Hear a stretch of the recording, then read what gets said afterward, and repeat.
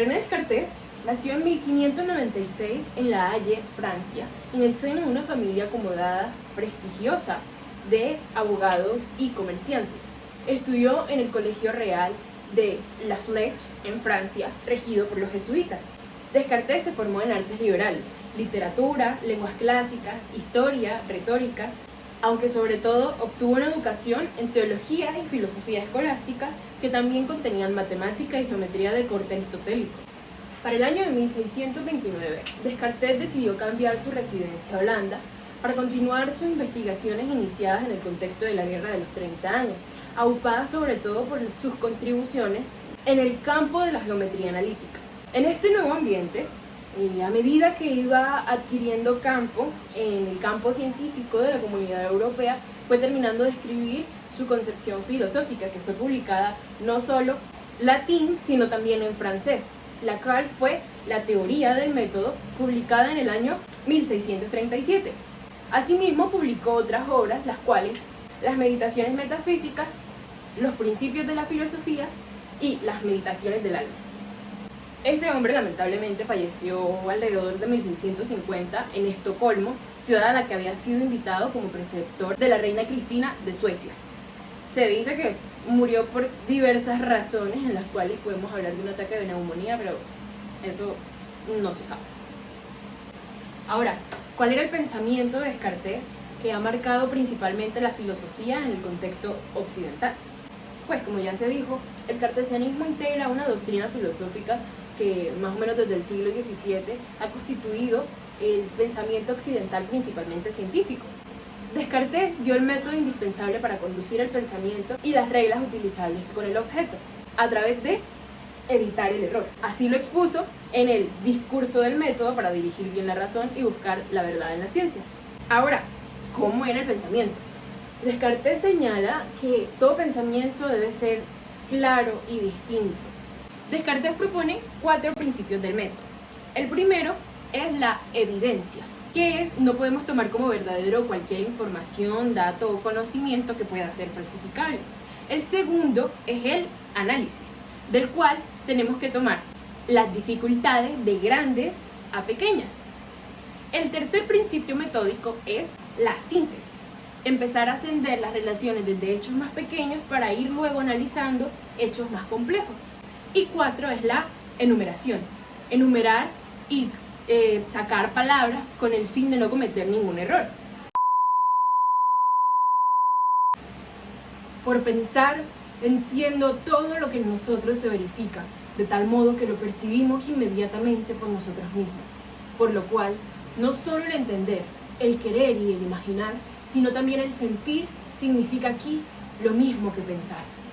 Desde luego que concluye en última instancia que como las cualidades sensibles cambian, el conocimiento de los cuerpos no es sensorial, sino que son conocidos por la captación del espíritu, una realidad inteligible que sigue muy de cerca el método platónico. De los aportes más relevantes que tenemos de este autor a la psicología está la obra de Pasión del Alma, en donde hay una explicación sistemática entre el cuerpo y el alma.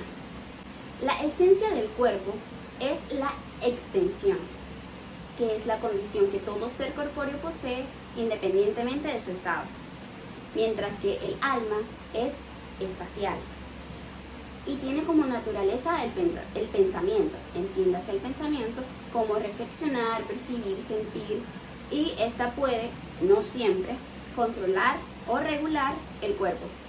En esta obra de Pasión del Alma se habla sobre las emociones primarias y se explica en 3 partes. La primera parte se habla sobre las pasiones en general y en ocasiones se toca el alma. La segunda parte se habla sobre las 6 pasiones primitivas y la tercera parte habla sobre todas las demás. Además se habla de la distinción entre acciones y pasiones. Las acciones son voluntarias, dependen de la voluntad, y las pasiones son involuntarias.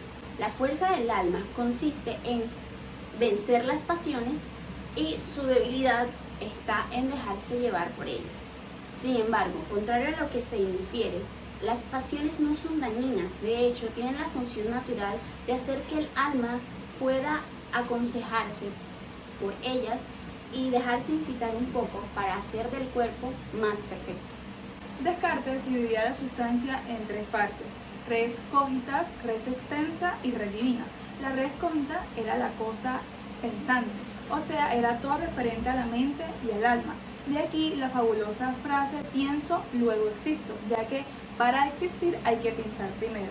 Está la res extensa, que era lo físico, lo material, donde aquí habla sobre la materia, donde lo divide en tres partículas: las partículas de fuego, las partículas de aire y las partículas de tierra. Y decía que los seres humanos estamos compuestos por partículas de aire y partículas de fuego. Y por último está la red divina. La red divina era todo lo referente a Dios, donde podía existir por sí sola y no dependía de nadie más como las otras dos. En mi opinión, René Descartes fue un genio si lo comparamos o lo ponemos con los parámetros actualmente. Un genio porque se le reconoce los estudios en matemáticas, en físicas, en geometría, y el fin de todo su pensamiento fue el fin del conocimiento y la verdad.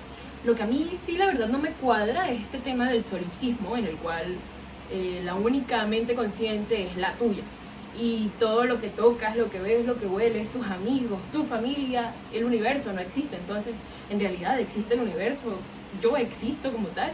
El tema del yo pienso, luego existo, no me cuadra con el solipsismo.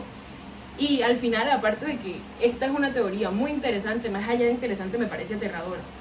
Pienso que es algo a lo que le deberíamos dar muchísimo más interés, pero el punto es que al fin y al cabo Descartes fue un genio y se la rifó con todo su pensamiento. Descartes también habla sobre la duda metódica, que dice y lo usa como mecanismo para realmente afirmar si las cosas son verdad o son falsedad. Pero no me cuadra como tal la existencia de Dios.